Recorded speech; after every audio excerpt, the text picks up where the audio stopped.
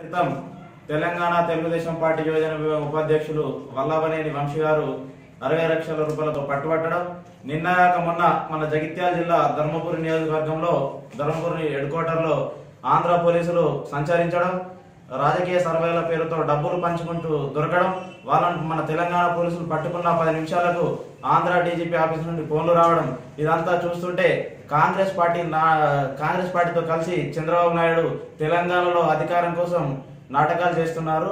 దీన్ని మన తెలంగాణ ప్రాంత ప్రజలంతా గమనించాలి. ముఖ్యంగా చంద్రబాబు నాయుడు కుట్రపూరిత రాజకీయాలు చేస్తుండు. 40 సంవత్సరాల రాజకీయ అనుభవం, 3 సార్లు ముఖ్యమంత్రిగా పనిచేసి దేశానికి ప్రధాని కావాలని పైడి కలలు కంటున్న చంద్రబాబు నాయుడు గారు ఎలాగైనా తెలంగాణలో అధికారంలోకి రావాలని చెప్పి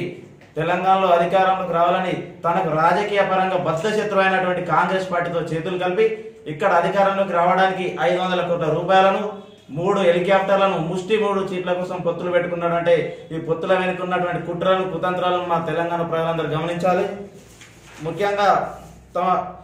ముఖ్యంగా నక్కజిత్తుల నారాబాబు గారు హైదరాబాద్లోని ఏపీ డీజీపీ కార్యాలయాన్ని డేన్గా పెట్టుకొని పోలీసులతో డబ్బులు పంచి ఎలాగైనా తెలంగాణలో అధికారంలోకి వచ్చిన తర్వాత తెలంగాణ ప్రాంతాన్ని మరొకసారి దోచుకోవడానికి కుట్రలు పన్నుతున్నాడు. అసలు ఇక్కడే ఆంధ్ర పోలీసులు తెలంగాణలో తిరిగే హక్కు ఎక్కడిది? అసలు పోలీసులు వేరే పోలీస్ స్టేషన్ కానీ, వేరే ఊరికి కానీ, వేరే జిల్లాలకు కానీ, వేరే రాష్ట్రాలకు కానీ వెళ్తే సంబంధిత పూర్తి వివరాలు ఇవ్వాలి.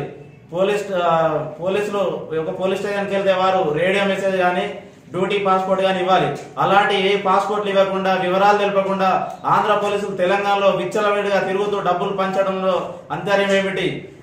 ఇవాళ నేను తెలంగాణ ప్రజల నుండి స్పష్టంగా ఆంధ్రప్రదేశ్ ప్రభుత్వాన్ని, ఈ మహాకూటమి నాయకుల్ని, కాంగ్రెస్ నాయకుల్ని నేను అడుగుతున్నా. ఏపీ డీజీపీ వారిని కూడా నేను వివరణ ఇవ్వాల్సింది అడుగుతున్నా. ఆంధ్ర నుండి వచ్చిన పోలీసులు ఏపీ డీజీపీ కార్యాలయం నుండి తెలంగాణ డీజీపీ కార్యాలయానికి సమాచారం ఇచ్చిర్రా? జగిత్యాల జిల్లా ఎస్పీ గారికి సమాచారం ఇచ్చిర్రా? ధర్మపురి సిఐ గారికి మేము వస్తున్నామనే సమాచారం ఇచ్చిర్రా? ఎటువంటి సమాచారం ఇవ్వకుండా అధికార దాహంతో తెలంగాణలో ఇష్టం వచ్చిన అలర్జీ సృష్టిస్తున్నారు. మీరు ఎన్ని మహాకూటములు, మాయకూటములు ఏకమైనా తెలంగాణలో టీఆర్ఎస్ పార్టీని అడ్డుకోలేరు. ఎన్ని కుట్రలు కుతంత్రాలు చేసినా మీ మహాకూటమిని, మాయకూటమిని, కాలకూటమిని తెలంగాణ ప్రజలందరూ పొందబెడతారు. మీరు ఎన్ని కుట్రలు కుతంత్రాలు చేసినా మళ్ళీ మా ముఖ్యమంత్రి గారే, కేసీఆర్ గారే ముఖ్యమంత్రి అవుతారు. మా ఈశ్వరన్నకు ధర్మపూర్లో ఎదురులేదు. రానున్న ఎన్నికల్లో కారు మాదే, సర్కారు మాదే. జై తెలంగాణ, జై ఈశ్వరన్న.